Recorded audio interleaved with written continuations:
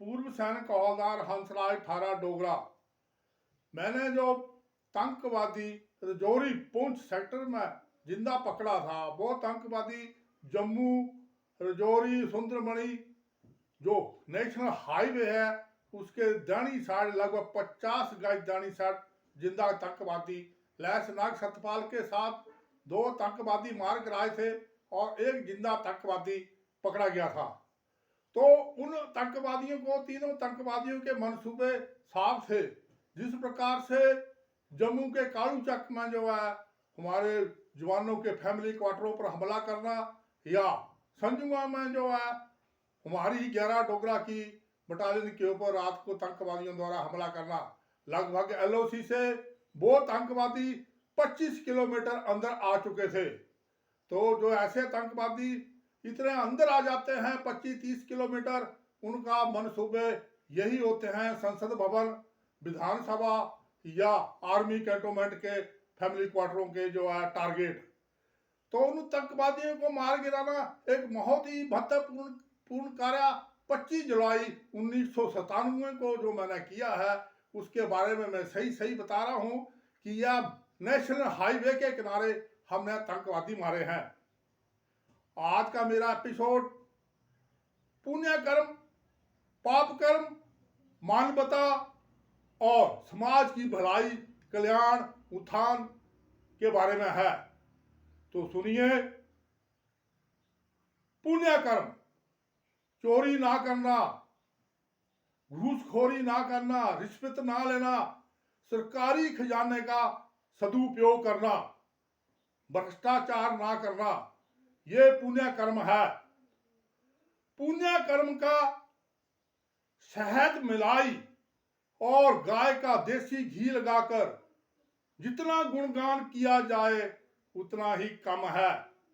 एक बार फिर सुने, ये पुण्य कर्म, इसका शहद मिलाई और गाय का देसी घी लगाकर जितना गुणगान कर दिया जाए उतना ही कम है। पाप कर्म, घूस लेना, रिश्वतखोरी करना, चोरी करना और सरकारी खजाने का भ्रष्टाचार करना, सारी सरकारी खजाने का दुरुपयोग करना, ये जो है पाप कर्म है। पाप कर्म का नमक, मिर्ची और कोबरा सांप का जहर लगाकर जितना इसका अपमान कर दिया जाए उतना ही अच्छा है। एक बार फिर सुने, पाप कर्म का नमक, मिर्ची और कोबरे सांप का जहर लगाकर जितना अपमान कर दिया जाए उतना ही अच्छा है। मेरा आज का एपिसोड इन 4 बातों पर निर्धारित है। नंबर 3 बात, सच्चाई, हकीकत। सच्चाई को किसी भी प्रमाण, प्रत्यक्ष या गवाही की जरूरत नहीं पड़ती है। सच्चाई के सामने खुद ब खुद हजारों प्रमाण, प्रत्यक्ष और गवाह खड़े हो जाते हैं। मानवता, मेरी चौथी बात, मानवता, समाज, मानवता की भलाई, उपकार और कल्याण का यह सही संदेश है। सुनिए, मानवता की भलाई, कल्याण और उपकार का यह सही संदेश है। तो मेरा जो है पूर्व जवान की रोचक कहानी पार्ट 1 मैं दिल्ली में देकर आ गया हूं। आज मैं पूर्व जवान की रोचक कहानी पार्ट 2 की रिहर्सल कर रहा हूं और यह रिहर्सल कुछ दिनों के बाद आपको YouTube में सुनने के लिए मिलेगा। पूर्व जवान की रोचक कहानी का पार्ट 2 आपको कुछ दिनों के बाद YouTube में सुनने के लिए मिलेगा। अभी मैं इसको फेसबुक में डाल रहा हूं। तो सुनिए, पूर्व जवान की रोचक कहानी पार्ट 1 को सुनने के लिए YouTube खोलें और स्पीकर में मिनी सांसद चैनल पुकारें। उसमें लिखा होगा पूर्व जवान की रोचक कहानी, तो उसको जरूर सुने। मेरे ये दोनों एपिसोड इन्हीं 4 बातों पर आधारित हैं। मैंने जो सेना में 24 साल सेवा दी है, तो अब मैं अपनी सेवा काल के घटनाक्रम को आज प्रकार से बता रहा हूं, तो 1993-94 के लास्ट में मैंने जो है जब सूबेदारी कैडर किया तो मेरे से घूस मांगी गई। सूबेदार मेजर शशिपाल और बटालियन के 2IC मेजर मान साहब, बटालियन के 2IC मेजर मान साहब ने जो है घूस के पैसे इकट्ठे करने के लिए कैडर अफसर की कमांड संभाल रही, और सूबेदार मेजर जो कि बटालियन का बाप होता है उसने मेरे साथ बात की कि अगर आपने जेसीयू बनना है तो मेरे साथ बात करो। मैंने बोला अगर भगवान मेरे को जेसीयू बना देंगे तो ठीक है, मेहनत करना मेरा कर्तव्य है। तो मेरे को बोला आपको भगवान जेसीयू नहीं बनाएंगे, और इशारों ही इशारों में 15,000 रुपए घूस की पेशकश मेरे को कर डाली। मैंने कहा मेरे को घूस देकर सूबेदार नहीं बनना है। यह बात सुनकर जो है सूबेदार मेजर शशिपाल के चेहरे के 3 रंग बदली हो गए। पहला रंग लाल, दूसरा पीला, तीसरा काला। तो सुनिए मेरे भारत के देशवासियों, काला लाल रंग का क्या मतलब है? घूस की नाम सुनकर जो उसको गुस्सा आया। गुस्सा इसलिए आया कि मेरी इंसल्ट कर रहा है, तो उसने गुस्से में अपना लाल रंग तैयार किया। और घूस का ही नाम सुनकर उसको डर लगा, तो डर के बाद मारे वो पीले रंग में बदली हो गया, और लास्ट में उसका काला रंग हो गया कि अगर मैं घूस लेकर पकड़ा जाता हूं तो मेरा मुंह काला हो जाता है। तो इस प्रकार से उसके 3 रंग बदली हुए, और यही रिपोर्ट उसने 2IC मान साहब के पास दे दी कि हवलदार हंसराज ने जो है बोला कि मैं घूस देकर सूबेदार नहीं बनूंगा। सुबह जब पूरे काडर की परेड फालन हुई और राइफल लेकर हम जो है ड्रिल करने के लिए तैयार हुए, तो सूबेदार मान साहब, मेजर मान साहब जो कि हमारा कैडर अफसर बना हुआ था और 2IC कमांड कर रहा था, उसने आकर सीधा आकर मेरी बेल्ट पकड़ ली और जोर से मेरी बेल्ट को खींचा और मेरे को छाती पर मुक्का मारा। और जो उसने जो कैडर हवलदार जो हमारा ड्रिल का इंस्ट्रक्टर था हवलदार हेरम, उसको कहा कैडर को मार्च करो।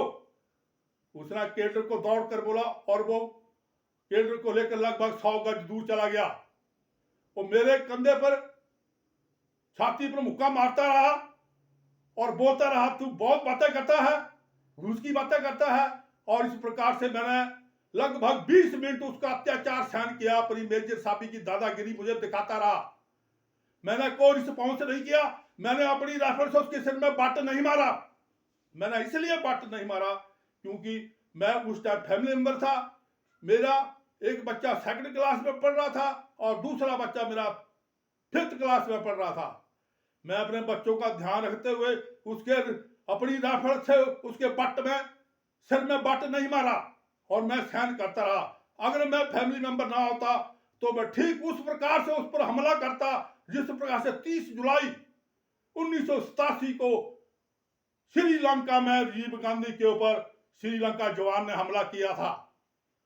इस हमले को देखने के लिए यूट्यूब खोला और पुकारा 30 जुलाई 1987 को जो है किस प्रकार से जो है श्रीलंका में जो है राजीव गांधी के ऊपर एक सैनिक ने हमला किया। उसके साथ अगल बगल में बहुत ज्यादा सैनिक थे, तो उसको तो उसने पकड़ लिया, लेकिन मेरे अगल बगल में कोई सैनिक नहीं था। सभी 100 गज हवलदार हिलम सिंह ड्रिल उस्ताद ले गया था सभी को, और मैं अकेला और मेजर मान साहब थे।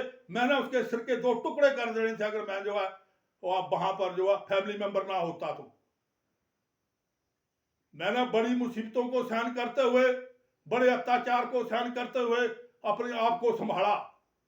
और इसके बाद जो है जो नाटक बना, इसके साथ सूबेदार मेजर के साथ मेरा कंपनी का सीनियर सूबेदार शिबू उसके साथ मिल गया, और उन्होंने अब कंपनी कमांडर के साथ मेरी चुगलियां लगाना शुरू कर दी। और 3 दिन के 4 दिन के बाद सूबेदार शिबू के साथ मेरा झगड़ा हो गया, और झगड़ा होने की वजह से जो है कर्नल RK शर्मा के पास रिपोर्ट लग गई, और कर्नल RK शर्मा ने जो कमांडिंग अफसर थे और 2IC साहब, मान साहब और सूबेदार मेजर शशिपाल ने सभी बटालियन के जो जेसीओ अफसरों को बुलाया और बोला हवलदार हंसराज का कोर्ट मार्शल करो। जिस प्रकार से BSF के हवलदार भूपेंद्र सिंह जो है BSF के हवलदार है, वो उनका जो कोर्ट मार्शल किया, उसी प्रकार से मेरे को भी कोर्ट मार्शल के कागज थमा दिए गए। कोर्ट मार्शल के कागज थमाने से पहले सूबेदार मेजर शशिपाल ने कर्नल आर के शर्मा, राम कुमार शर्मा को बताया कि हौलदार हंसराज सबसे गंदा हौलदार है। सन 1990 में जब जनरल मोहंती ले में जो है कर्नल थे, तो वो जो है कैंटीन का पूरा पैसा जो है ले बैंक से निकाल कर ले गए थे और उनको पैसों की बहुत जरूरत थी। तो बटालियन का पूरा पैसा जब वो ले बैंक से, स्टेट बैंक से निकाल कर ले गए और जब वो वापस आए तो जवानों के लिए नहाने के लिए साबुन नहीं था,